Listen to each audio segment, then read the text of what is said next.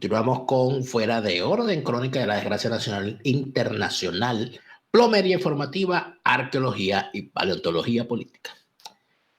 Fíjense ustedes, gracias a todos los que se han suscrito a mi cuenta en Patreon, patreon.com/delaraf, patreon.com/delaraf, con tu apoyo me ayuda a seguir creando contenido para todos. No se pierdan de mi Patreon esta semana el especial del 27 de febrero y revelaciones al respecto.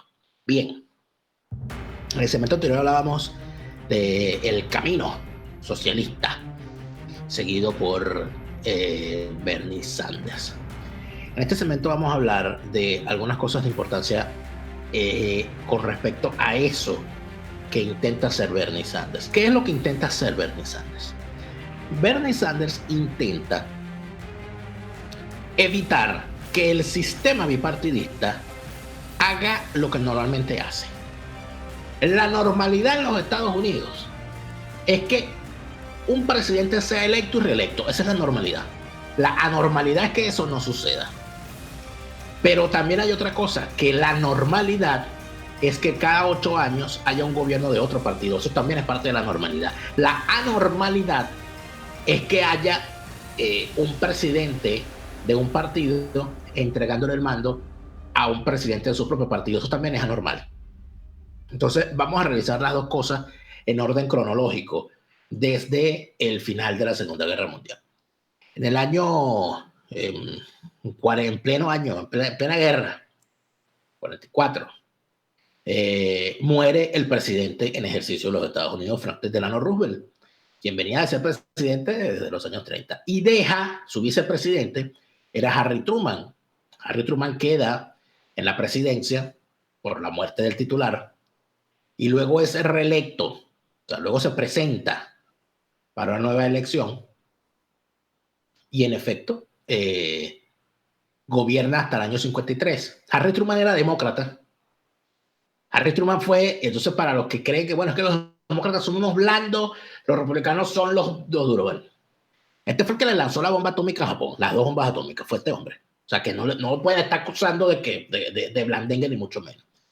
Un tipo que logró mantener a los Estados Unidos en una posición donde se evitara que se perdiera lo ganado en la Segunda Guerra Mundial con un conflicto de mayores proporciones contra la Unión Soviética, contra China. Fue el que mantuvo ese equilibrio y ese control.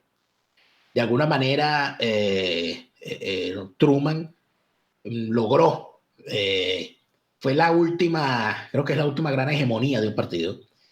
Luego de los 3 periodos de Franklin Delano Roosevelt, porque en aquel entonces no había las previsiones que se modificaron con Roosevelt de las reelecciones, que solamente se dejaron un mandato con una nueva reelección. A partir del gobierno, que creo que esta fue la última vez que un partido estuvo más de 8 años en el gobierno, estuvieron como casi 20 años, una hegemonía. En el año 53 lo sucede en la presidencia uno de los militares ganadores de la Segunda Guerra Mundial, Dwight Eisenhower. Eisenhower gana la guerra y gana las elecciones. Fue uno de los grandes ganadores de la Segunda Guerra Mundial como militar. Y luego el Partido Republicano lo postula en el año 53, en medio de todo lo que había significado la posguerra, en medio de todo lo que había significado la guerra de Corea, en medio de todo lo que había significado la crisis del canal de Suez, las crisis una sobre la otra, en esa posguerra llena de invasiones soviéticas a sus vecinos y el telón de acero y todo lo demás. Eisenhower gana las elecciones, llevando como vicepresidente a un joven emergente del Partido Republicano, que era Richard Nixon. Lamentablemente, Richard Nixon, como vicepresidente, cuando se enfrenta al contendor del Partido Demócrata, es aquí donde empieza a funcionar el bipartidismo otra vez. Bueno, 8 años para el Partido Republicano, y ahora nos toca votar por el Partido Demócrata. Y a Eisenhower lo sucede el señor John Kennedy en el poder. Kennedy le gana las elecciones a Richard Nixon. Y aquí ocurre entonces una serie de eventos desafortunados y lamentables. Bueno, obviamente todos sabemos que a Kennedy lo asesinan en el año 63 y debe asumir la presidencia bueno, de forma atropellada el Lyndon Johnson, quien se juramenta, según entiendo, creo que en el mismo avión donde iba el cadáver, desde Texas hasta Washington. De hecho, hay una foto de esa juramentación de Johnson con la esposa o la viuda ya de Kennedy a su lado.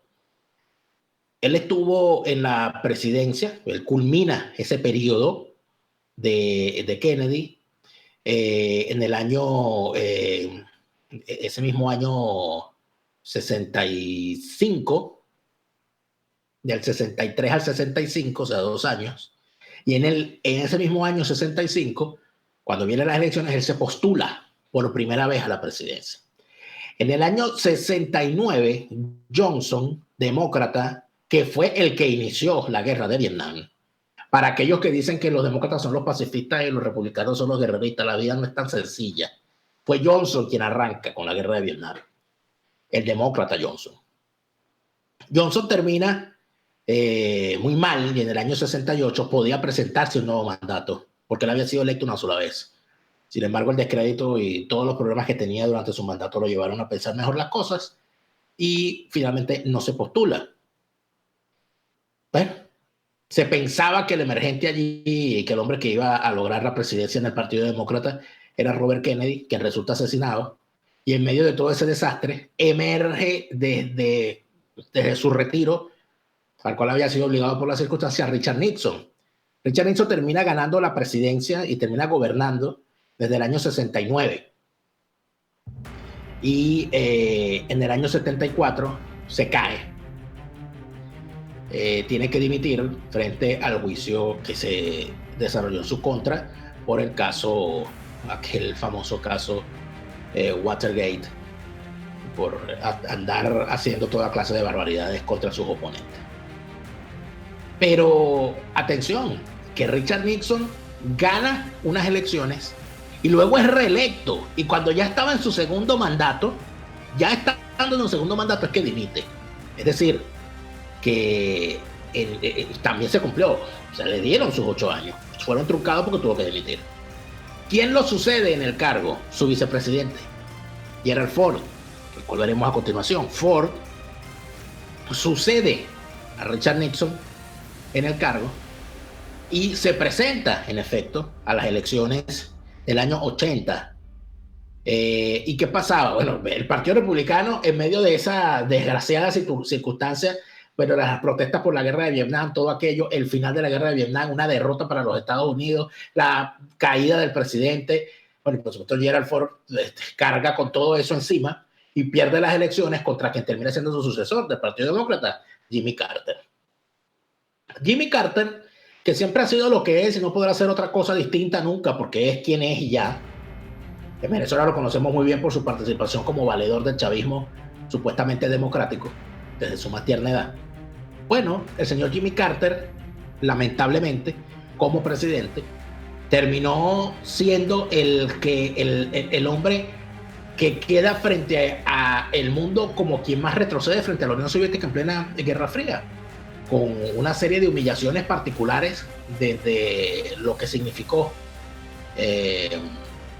los resabios de la guerra de Vietnam, los grandes problemas de los retirados de la guerra de Vietnam, la crisis de la embajada de los Estados Unidos en Irán, la emergencia de los ayatolás, bueno, incontables. Pero lo normal es que un presidente electo sea reelecto, les decía. Lo normal es eso. Aquí, en este caso, hubo una anormalidad frente a lo que estaba ocurriendo, frente a la situación en la que se encontraba, sobre todo en temas de política exterior y de política interior, en economía. Emerge un fenómeno dentro del Partido Republicano. Un hombre que también venía de California, venía de ser gobernador de California, venía de ser presidente del sindicato de los actores, venía de una carrera en Hollywood más o menos importante. Ese hombre se llama Ronald Reagan, al cual veremos a continuación. Ronald Reagan le quita la oportunidad a Jimmy Carter de ser reelecto. Y no solamente le corta la reelección, o sea, se convierte en un fenómeno eso. No se reelige Jimmy Carter. Y no solamente es electo Ronald Reagan, sino que es luego reelecto. Y no solamente luego es reelecto, sino que su vicepresidente, George Bush padre, resulta ser su sucesor. Es decir, estamos hablando de nada más y nada menos 12 años, 3 gobiernos consecutivos del Partido Republicano.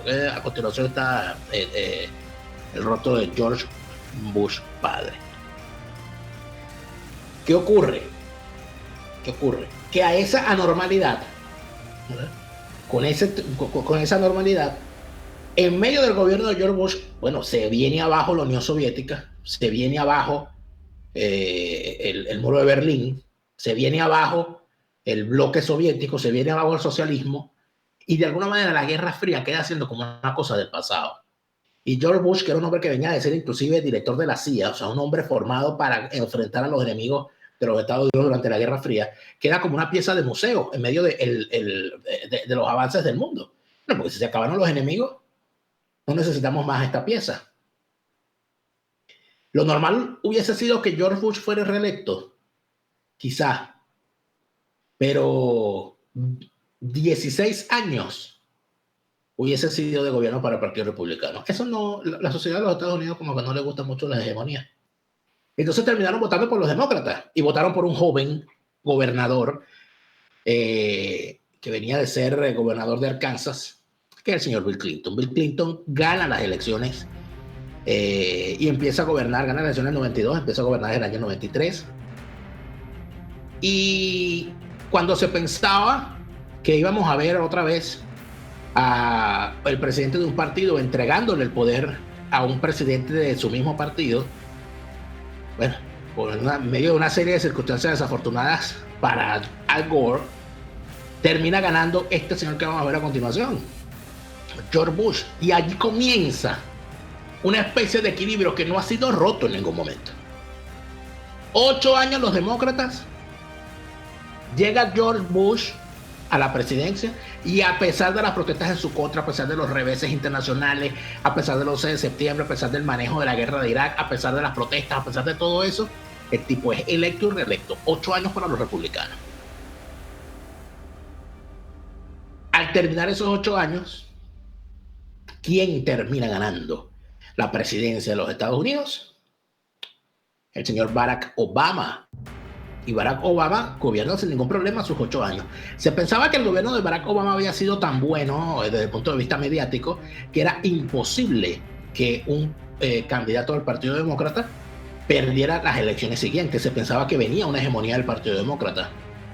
Pero no contaban con qué, con el fenómeno. Bueno, es que detrás de las bonitas sonrisas y las poses de Barack Obama se escondía una realidad que para los más desfavorecidos era una realidad lo suficientemente fuerte como para que alguien le hablara a los desfavorecidos y les dijera, bueno, ustedes están muy mal a pesar de que el presidente está muy bien, ya que hay cosas que cambiar, no podemos seguir haciendo las cosas como las estamos haciendo, basta estar gastando dinero en guerras inútiles. ¿Qué les ha dejado a ustedes las guerras en las que se ha metido? ¿Por qué tenemos que seguir siendo el policía del mundo mientras aquí la gente no tiene que comer? ¿Por qué tenemos que seguir mandando a sus hijos a que mueran en otros lados en vez de venir a trabajar acá? Y termina ganando Donald Trump. Y entonces allí estamos en la siguiente circunstancia. ¿Qué sería lo normal? Lo normal sería que Donald Trump sea reelecto. No por ser Trump, no porque uno diga que uno es trumpista ahora, sino porque es la normalidad que se ha impuesto aquí desde que Bill Clinton le ganó la presidencia al señor Bush padre. O sea, lo normal sería que Donald Trump sea reelecto. Pero el problema es que no sería bueno para ese sistema bipartidista que se construya una hegemonía republicana. Lo sano dentro de estos sistemas es 8 años para cada uno, para que cada partido tenga oportunidad de renovarse y para que el electorado tenga también oportunidad de ver cómo son las cosas. ¿Qué ocurre? Que la deriva que lleva el Partido Demócrata es de tal magnitud que yo veo casi imposible que en los próximos 4 años, si Donald Trump es reelecto, el Partido Demócrata se pueda recuperar de la desgracia de la radicalización a la cual lo llevan Bernie Sanders, la Ocasio-Cortez y la otra ciudadana esta islámica, que de paso está apoyando a Bernie Sanders, y Bernie Sanders acepta bueno, imagínense, esto no tiene nombre. No hay manera. Así van las cosas. Vamos a ver en qué termina esto. De todas maneras, no se pierdan, porque lo que viene no es fácil. Vamos a ver por qué vota Germania. El que no va a votar aquí es Chávez, porque se murió. Gracias a todos por habernos acompañado. Nos vemos en el próximo Fuera de Orden. Hasta entonces.